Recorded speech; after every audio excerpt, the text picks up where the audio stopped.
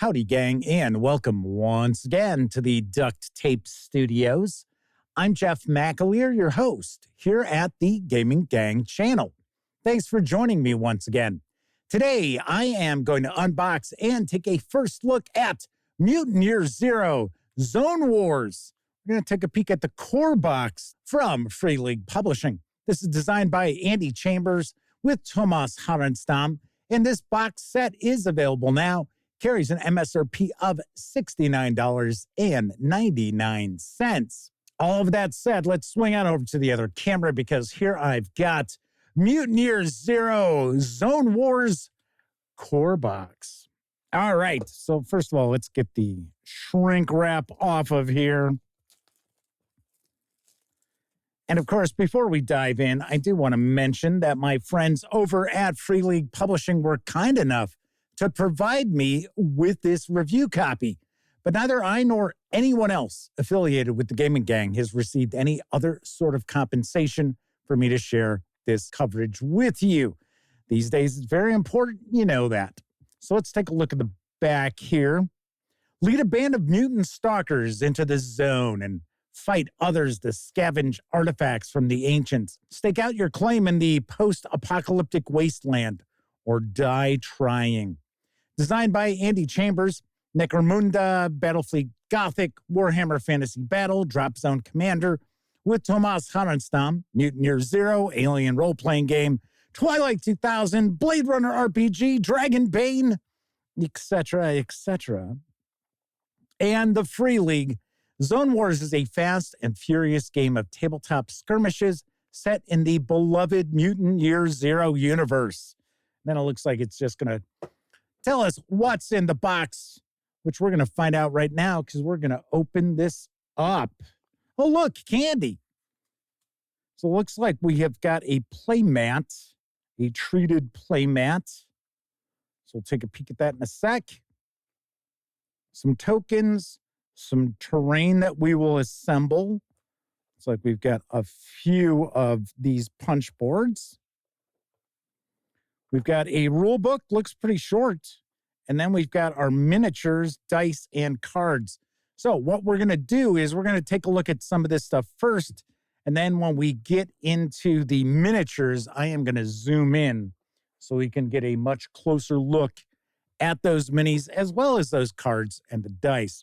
So first thing we're going to take a peek at here is the rule book. Looks like we got maybe 20 pages. 24 in total. Using this book, this core set contains all the rules you need to play Zone Wars, including 5 scenarios. So we've got our factions, the Ark Mutants, the Gen Lab Tribe, Nova Cult, and Mechatron Hive. I believe the miniatures we get in this core set are Ark Mutants and Gen Lab. So it's going to go through all of our components here.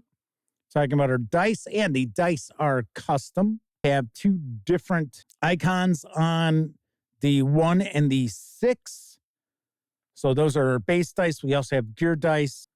So our characters have 4 attributes: ranged, melee, survival, and health. So the rules will sometimes require that models take a roll against ranged, melee, or survival. That means you roll 1 base die for each point of the attribute. To succeed, you must roll at least 1, well, it looks like that's our 6 symbol. If you want, you can push or re-roll a roll for ranged or melee, but not for survival, but with the risk of damaging your weapon and a chance to gain M points.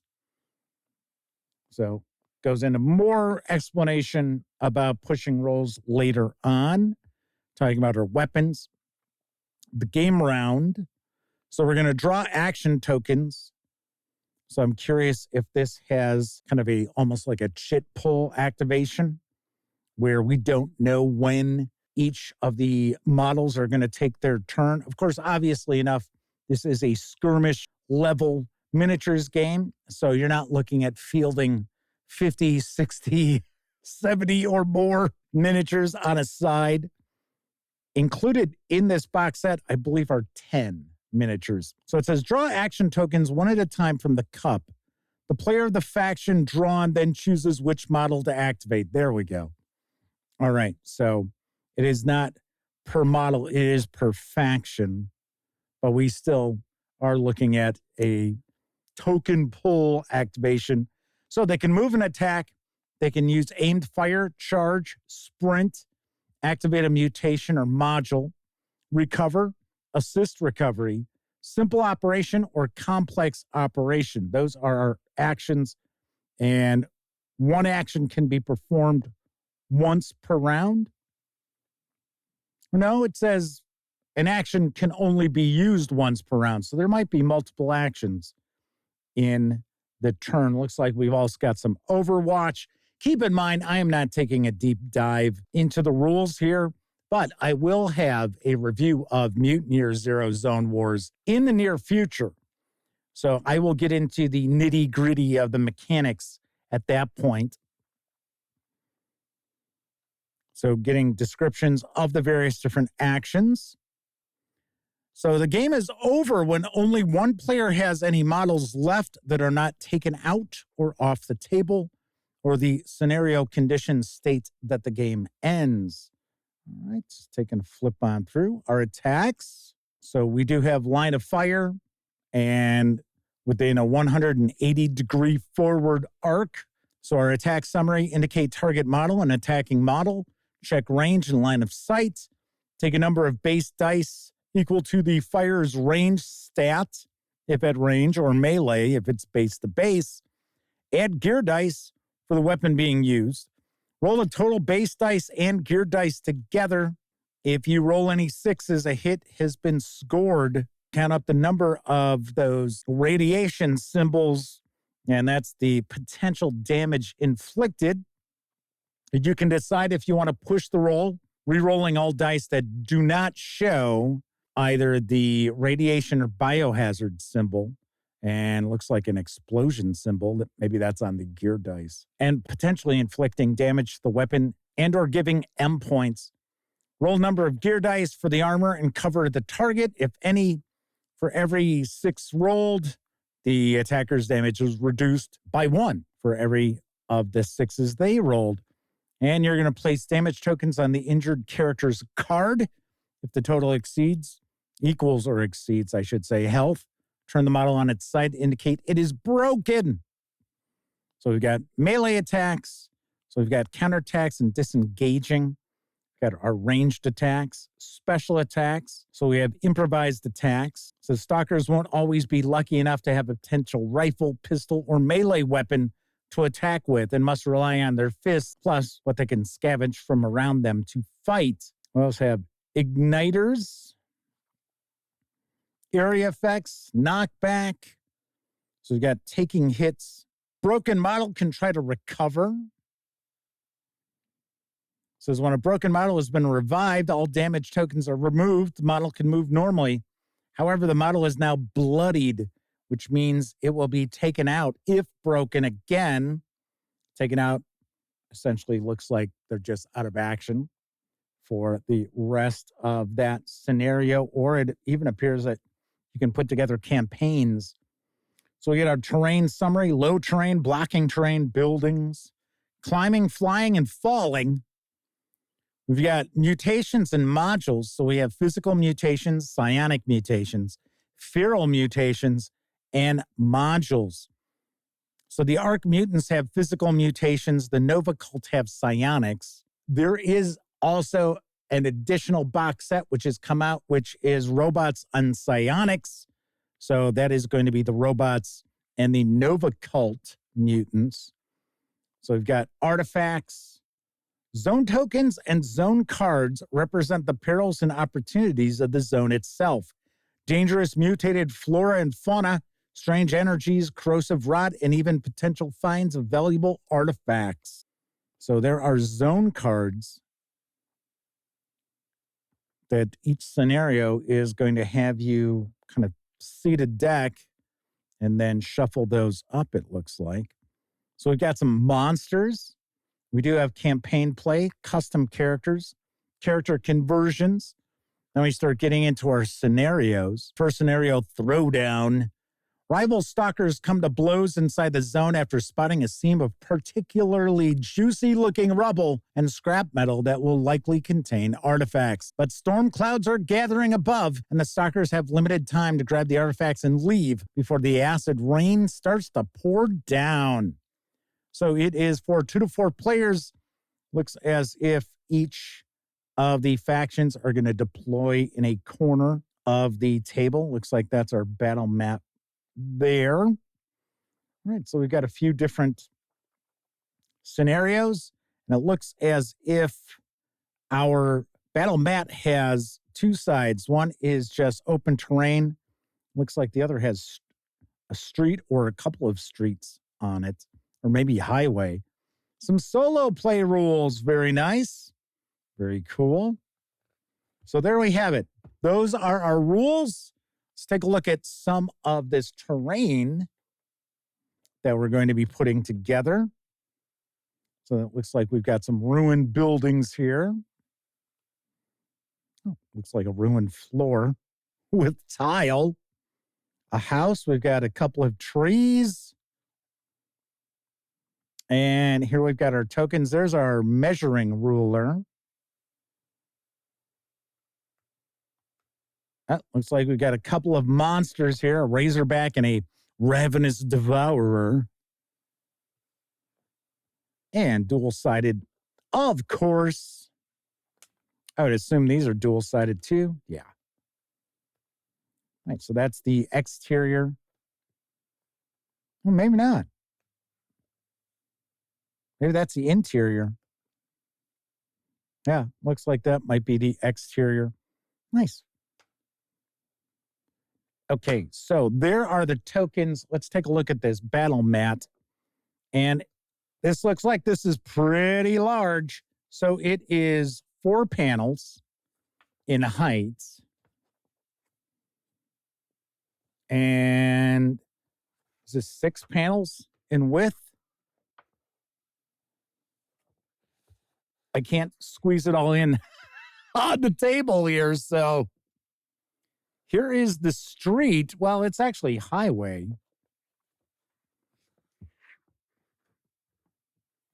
So it is 5 in width. So this is the one that's got the road on it. This is just the open terrain. Nice. And like I said, this is treated. It's actually fairly thick too. So I would think this battle mat should hold up to play rather well. So there is the mat. Now, what I'm going to do is zoom on in, and we are going to get a far closer look at the dice, the cards, as well as the miniatures. We're going to take a peek at the dice and the cards, and then, of course, I will also dive on into those miniatures. So first off, let's take a peek at the dice. So these are our base dice, it looks like. And we have symbols on the 1 and the 6. So 1 has a biohazard, 6 has a radiation icon. So look at that. 3 biohazards, which I think are bad. Because you hit on a 6, right? So we've got 6 of these, and they are cut dice. So very nice. They should last a decent amount of time. So we've got those. Then we've got the gear dice. So we've got 4 of these. And with the gear dice, they have a different symbol on the 1. So we still have the radiation symbol, but then we've got a blast symbol on the gear dice. Just like so. Then we've got these cards here. These are traditional playing card size. Decent card stock. They also have a linen finish. So we're not going to take a look at all of them, but we will take a peek at a few. We'll get a closer look here. So this is Franton. They are one of the Ark mutants. We've got their ranged, melee, survival, and health. Starting gear, they've got a scrap rifle, And their mutation cards are insect wings and random physical. And we flip this over and they are bloodied. So if they have been bloodied, you're going to flip that card over. It appears that the characters from the PC game are making an appearance here. Huggist, Hita, Ruben, Moose. So now we're into Gen Lab tribe. Borman, they are from the PC game, as is Ducks. So these are our character cards for the 10 miniatures. Then we've got zone cards. The Rot Hotspot, Strange Find, Trigger, Zone Leeches, the Razorback, which we saw that token for, Land Shark. It's probably on the other side of the big monster token. So those are the zone cards. So we've got starting gear. Oh, feral mutations. Artifacts. All right, so those are all artifacts. So we've got 3 decks of cards. So as far as our starting gear, scrap pistols, scrap rifles, crossbow, club, hatchet, chainsaw, diving helmet, which is going to be armor. So we've got our feral mutations, acid spit, flame breather, spores, malleable, flesh eater, insect wings. We're not going to look at each and every one. Stealthy. Looks like we've got quite a few. Bird, charger, flight response.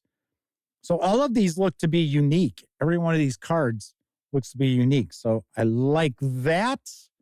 Then we've got our artifacts, revolver, flamethrower, spiked bat, road sign, use it for shield, for armor, vacuum cleaner, gaffer tape, otherwise known as duct tape, leather jacket, rubber duck, that's funny, teddy bear.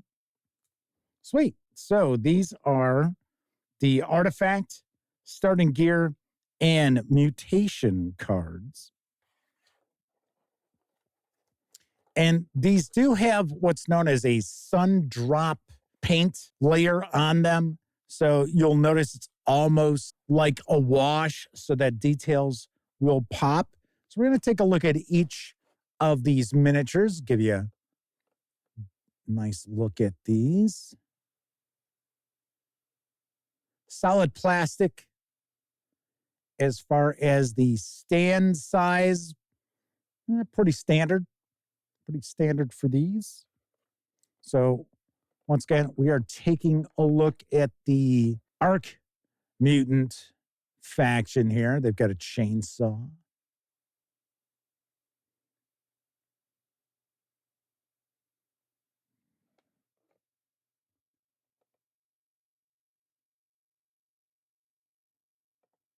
I gotta say, these are pretty cool, nice sculpts. And these are not 28. These are about 32 millimeters, maybe a little bigger than that. Which the reality is nowadays, that's what most miniature scales are, about 32 millimeters, some 34s. They're just easier to paint and allow the sculptors to provide more detail that painters can pick out. Because, of course, if you know how miniatures are made, the sculptors sculpt far larger than these miniatures.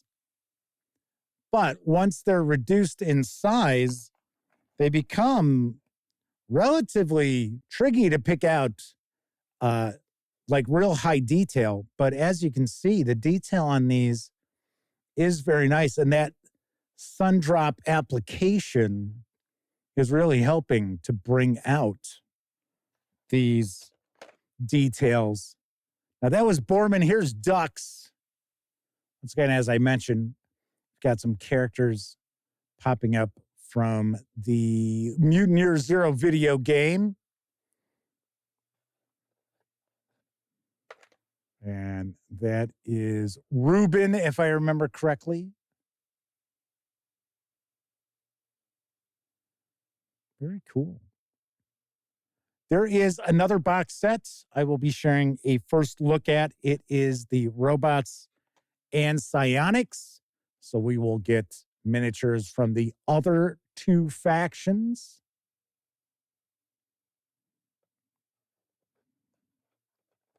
All right. And here is our final mini, the big moose with a baseball bat with spikes on it, it looks like. Sweet. Very nice. Very, very cool. And of course, there is the nice insert for the miniatures also. Let's get these back in here the right way. So that is a first look at the Mutant Year Zero Zone Wars core box set. And as I mentioned, tune in tomorrow. I will have a first look at the Robots and Psionics box set. Pretty cool. Pretty cool. I'm looking forward to checking this out. So gotta love the detail on these miniatures. All right, that is it for this time out. If you like the video, by all means, please give it a quick thumbs up. Subscribe to the Gaming Gang channel if you haven't already. And if you do subscribe, don't forget, ring that bell. It'll not only let you know when I share videos such as this unboxing and first look, it'll also tell you when my live stream, the Gaming Gang Dispatch, airs Tuesday, Wednesday, and Thursday evenings right here on YouTube at 7 p.m. Central. Of course, when you're not watching videos on the Gaming Gang channel, be sure to visit thegaminggang.com for all latest in tabletop gaming news, reviews, and a whole lot more you are not going to find here on YouTube. You know the drill. Get your geek on at thegaminggang.com. Once again, I'm Jeff McAleer. Thank you very much for watching. And until I see you next time, I certainly hope all of you get to enjoy plenty of great gaming with your gang.